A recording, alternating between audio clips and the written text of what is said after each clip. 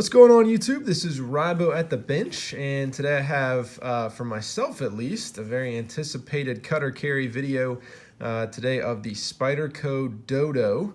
This is the M4 version from BladeHQ, the release that sold out in a few minutes. I was lucky enough to grab one, and so I thought I would do a review. I did an unboxing of this about a week or two ago, and a lot of people seem to really like that. So I am back with the official cut or carry review. So this is a very interesting knife. You can see that just by looking at it. This is definitely one of those love it or hate it knives. I got a lot of comments on the video and through different direct messages and whatnot about just how ugly or ridiculous this knife is. And yeah, I can't disagree, but I will say I think this is probably the coolest knife that I've ever had. So let's get into the cutter carry review. Let's start with some measurements. So we're looking at a fairly short sharpened blade length here, 1.65 inches or so with that steep recurve. In the pocket, you're looking at, I want to say over 4 inches, 4.36 inches or so, 4.38. And it's not a super thick knife, 0.4 inches, so well under ½ an inch there. So not a huge knife. Let me do some size comparisons. Keep this nice and lined up in the walnut there. So we have the PM2. We have the FRN chaparral, which I think is actually a pretty good size reference there. And just for fun, because I think I have to film a head-to-head with these guys, the Spyderco Assist, ridiculous knife. But I think the chaparral gives a pretty good idea if you match up kind of where the handles are. Not too dissimilar. Chaparral, obviously very space efficient knife, a lot thinner, but just, you know, hopefully gives you a good idea of the size. And let's do a quick weight check before we get into the full review. I would say a fairly lightweight knife, 2.7 ounces. Yeah, so really, really lightweight. There you go. All right, so what do I like about the Spyderco Dodo? A lot of things, honestly. When I first saw this knife, I had the reaction that many people probably do, which is, whoa, you know, that's interesting. I am not a person that really likes recurved blades. Heck, I'm not even a person that really likes serrated blades.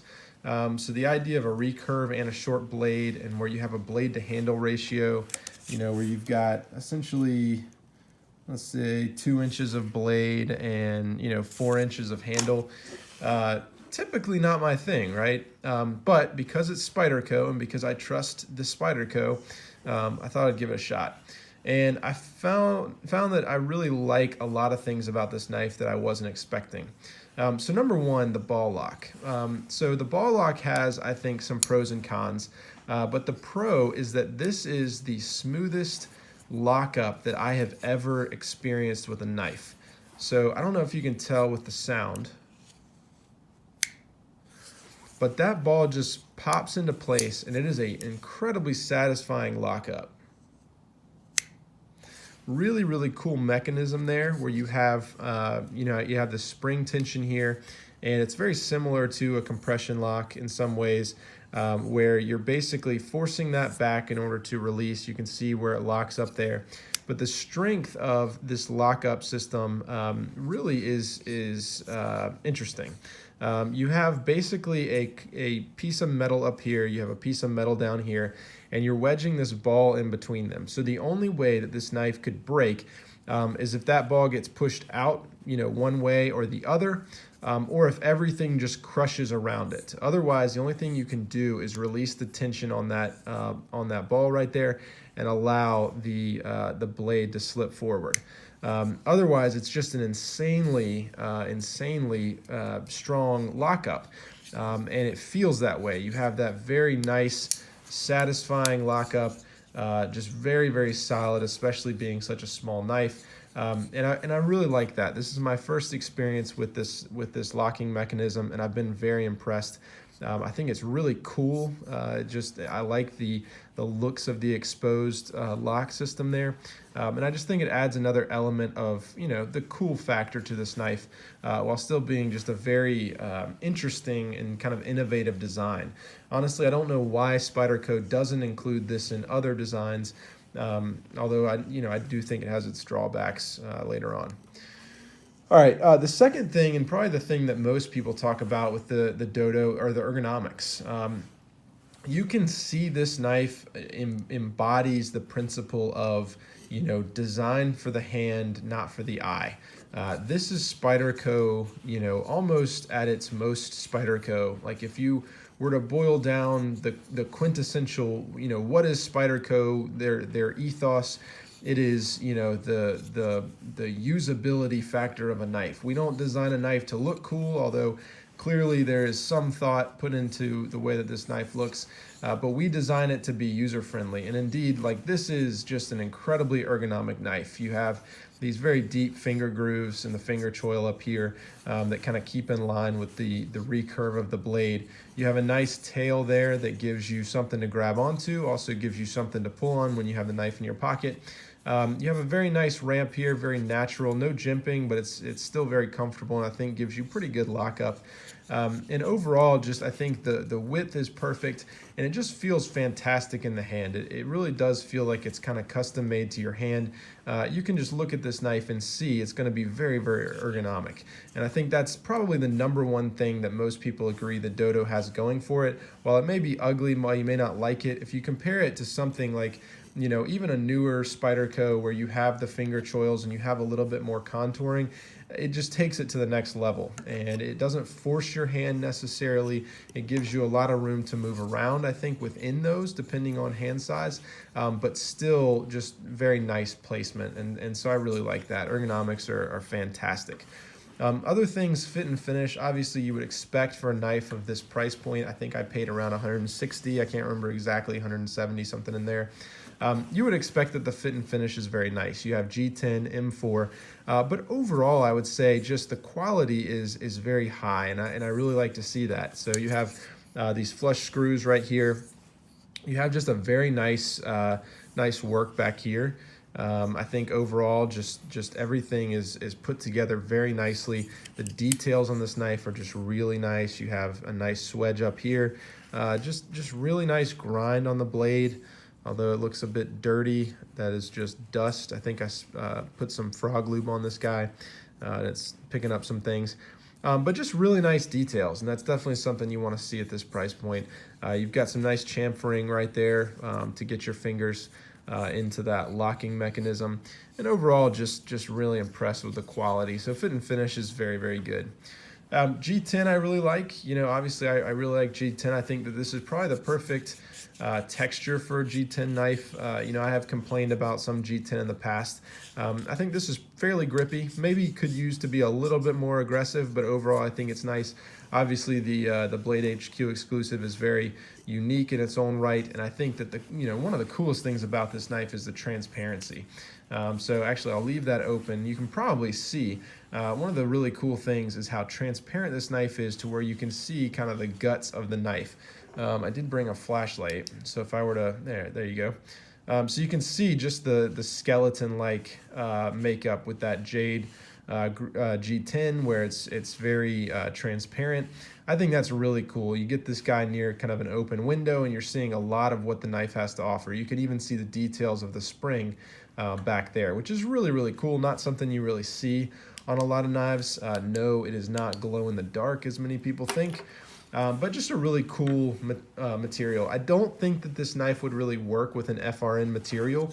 Overall, the knife I don't know what it is about it, but it works in G10. It feels really good. I don't think it would have, I don't think that the lockup would be quite as satisfying on an FRN knife. And so overall, I think G10 is the perfect material for this and looks really good, especially with this kind of translucency that you get there. Other things, the blade I think there's pros and cons as well, but you can't deny that it's pretty cool looking. Looks just like, you see where it gets its name from. But overall details on the blade are very nice. Let's see, the steel M4. So I don't have a ton of experience with M4, and obviously I don't want to test this one to its limits given the kind of nature and price point of this guy. Rust is an issue where I live. I've had some issues with rust before, so I have made sure to keep this oiled down. Haven't had any issues yet. It's remained, pretty razor sharp. The blade is a good and bad thing, and I'll talk about that in a little bit. But good steel choice as well. Maybe not the best for me personally, but no one can really argue that M4 is a good steel.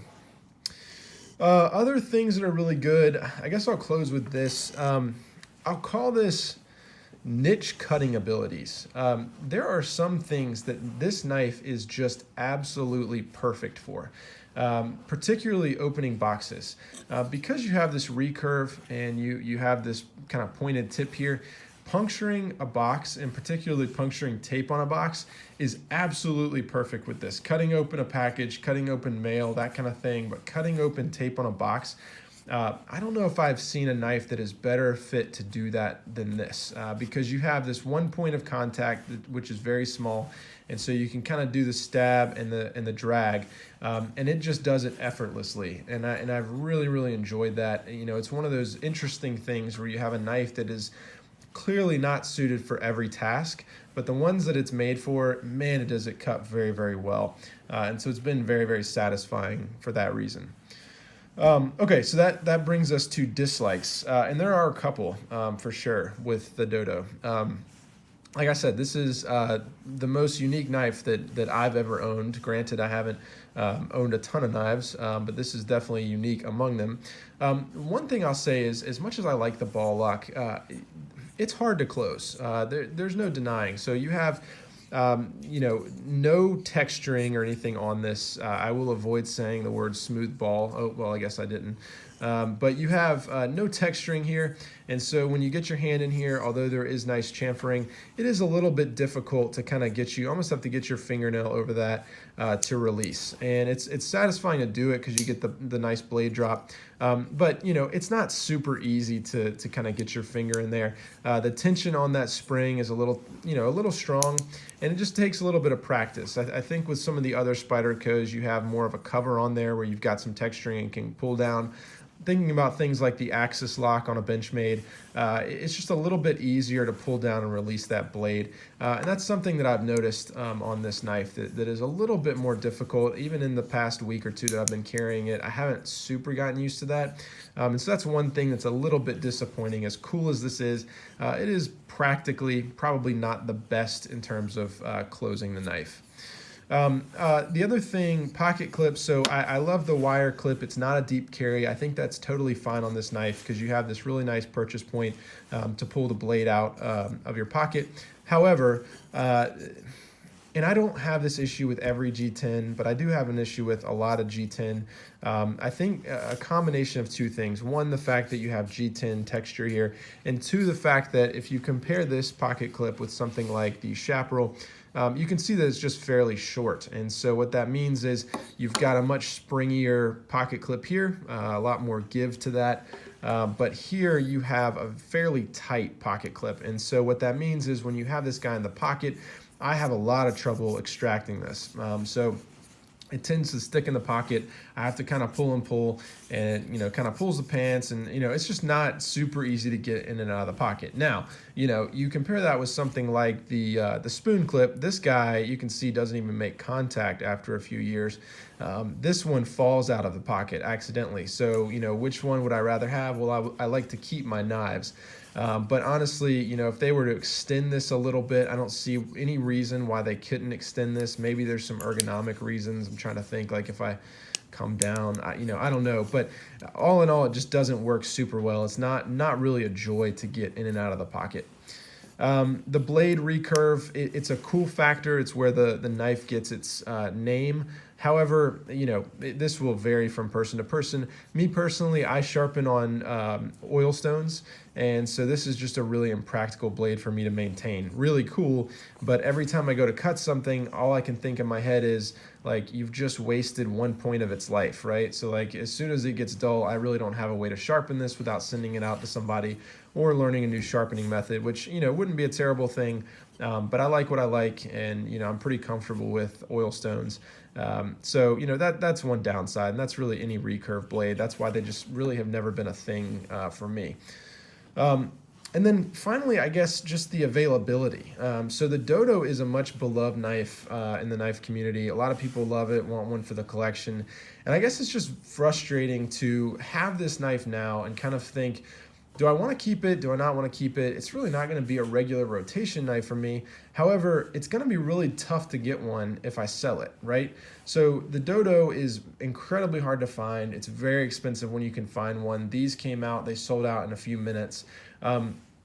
I don't see any reason why Spyderco couldn't make this a production knife, have different combinations, maybe even make a base model with, you know, lower grade steel and you know, just make a black version or something.